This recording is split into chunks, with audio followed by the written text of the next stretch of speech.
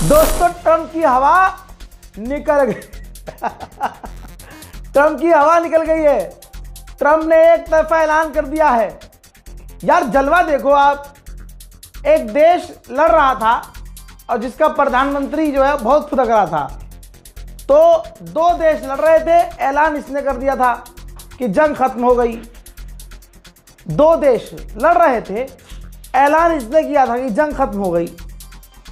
अब यहां पर ये खुद लड़ रहा था और एक तरफा इसने ऐलान कर दिया कि जंग पूरी हो गई। जी हां, ट्रंप ने कहा कि जंग ऑलमोस्ट पूरी हो चुकी है। ईरान का हमने सब कुछ तबाह कर दिया है। ईरान की नेवी तबाह कर दी है, एयरफोर्स तबाह कर दी है, IRGC तबाह कर दिया है, हमने उन्हें घुटने पे ला दिया है। अच्छा, ईरान को पता ही नहीं है कि वो घुटने पे है।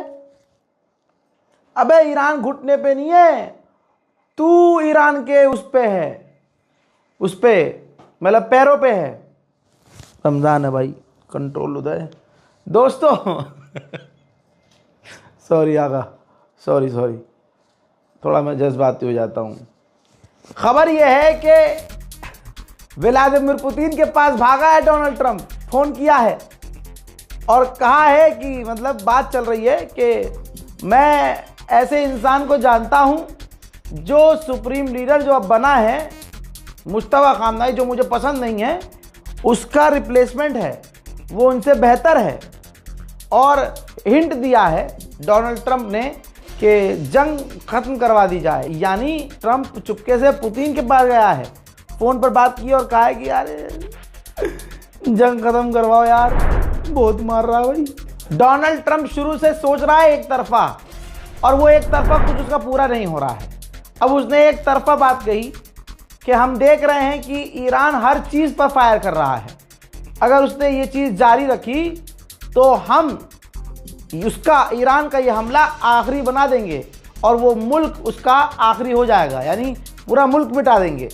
बड़ा लंबा चौड़ा स्टेटमेंट है, शॉर्ट में बता रहा हूँ। आगे उन्होंने कहा कि हम सोच रहे हैं कि स्ट्रेट ऑफ हॉर्मुज़ पर काबू कर लिया जाए, पूरी तरह से कब्जा कर लिया जाए। लीजिए, रशिया ने खुद कंफर्म किया है, व्लादिमीर पुतिन ने खुद कंफर्म किया है कि डोनाल्ड ट्रंप ने मुझसे बात की है और जंग खत्म करने का प्रपोजल दिया है। अरे भिकमंगा पहुंच गया, ओ भिकमंगे। डोनाल्ड ट्रंप अंधभक्तों का फादरलैंड पहुंच गया, पुतिन के पास। जंग रुकवा दो यार। कैसा लगा जब स्ट्रेट ऑफ हॉर्मुज़ बंद था अभी तक?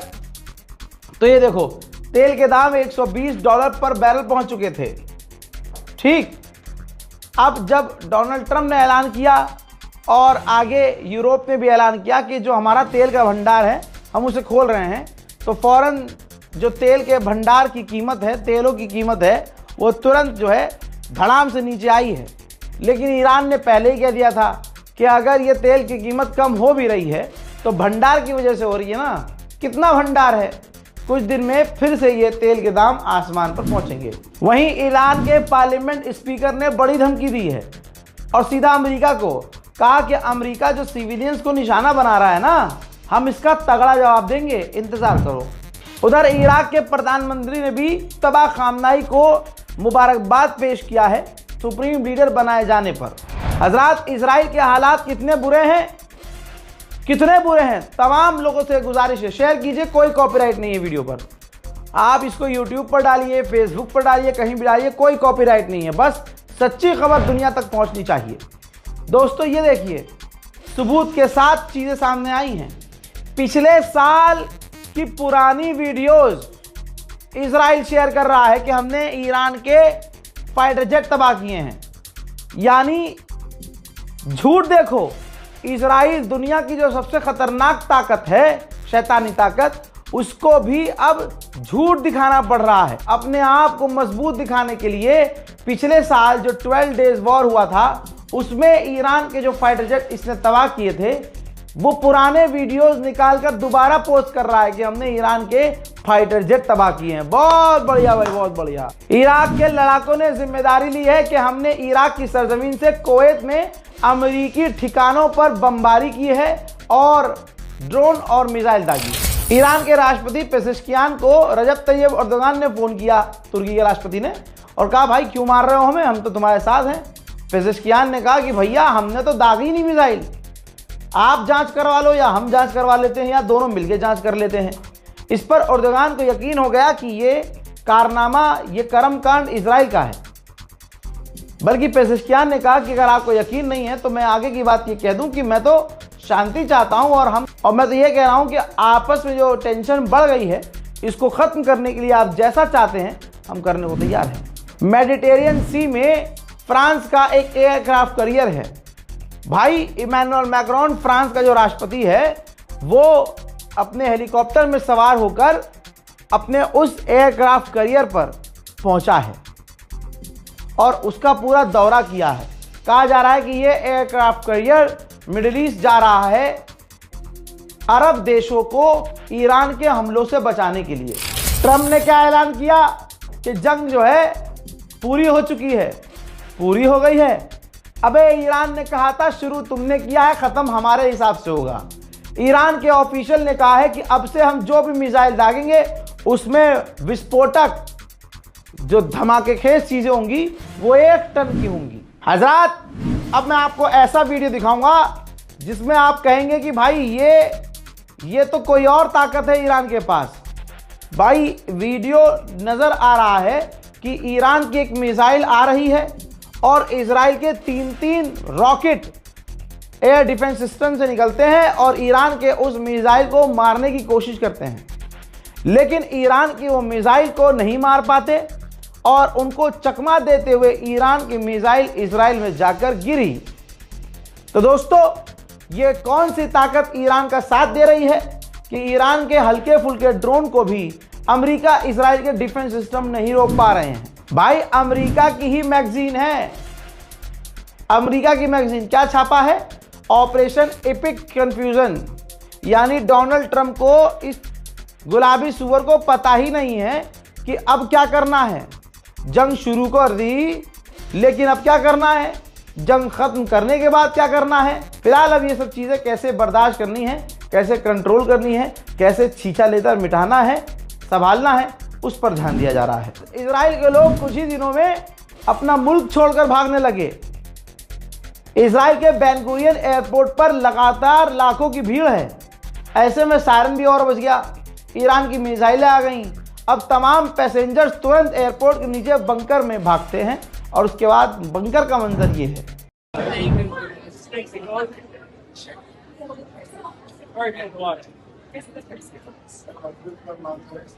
डोनाल्ड ट्रंप ऐलान कर रहा है कि जंग खत्म हो गई है, लेकिन ब्रिटेन में कुछ और चल रहा है।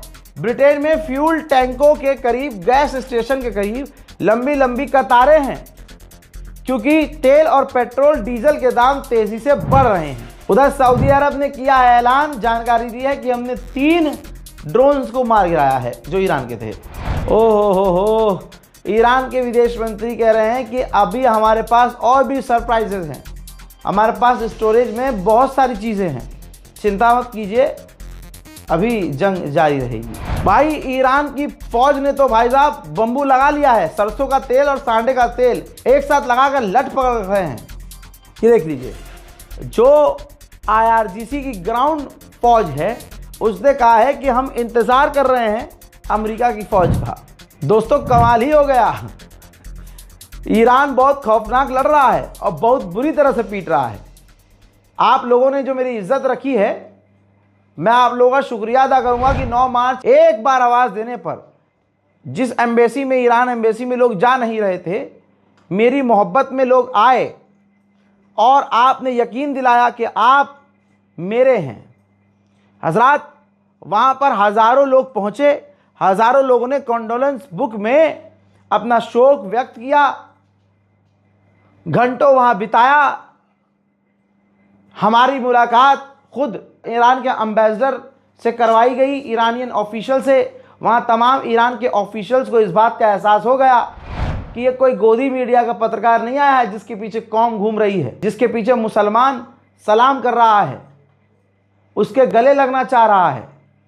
ईरान एम्बेसी की इंटेलिजेंस भी होती है भाई साहब, सारी जानकारी उनको मिल चुकी थी और यहाँ मैं बोल के भी नहीं गया था, बिना परमिशन, बिना आप टाइम लिए, अपॉइंटमेंट लिए किसी के एम्बेसडर से नहीं मिल सकते। लेकिन आप लोगों ने इतनी इज्जत दिलवाई, आप लोगों का प्यार, इतना प्यार आपने दिखाया कि ईरान के एम्बेसडर को मुझे वक्त देना भी पड़ा, जबकि मैंने मांगा नहीं था। वो बेचारे खुद आए, मिले, उन्होंने बहुत अच्छी अच्छी बातें समझाई। जहां मेरा दिल और दिमाग कमज़ोर हुआ था, ईरान के एम्बेसडर की बातें सुनकर मेरा दिल और दिमाग काफ़ी मजबूत हुआ। दोस्तों, आप सभी का मैं शुक्रगुजार हूं कि आप लोगों से वैसे नहीं मिल सका जैसे मिलना था, लेकिन फिर भी आप लोग, कोई दुकान बंद करके आया, कोई 300 किलोमीटर दूर से आया, कोई कल शाम को 5 बजे ही ट्रेन पकड़ के चल चुका था पंजाब से। मुझे ये बातें वहीं बताई गई हैं। मैं आपके कदमों में बैठकर जिंदगी भर शुक्रिया शुक्रिया शुक्रिया बोलता रहूं ना, तब भी मैं आपका शुक्रिया अदा नहीं कर पाऊंगा। बस वादा है मेरा, जैसी पत्रकारिता मैं करता आया हूं ऐसी ही करता रहूंगा। वस्सलाम।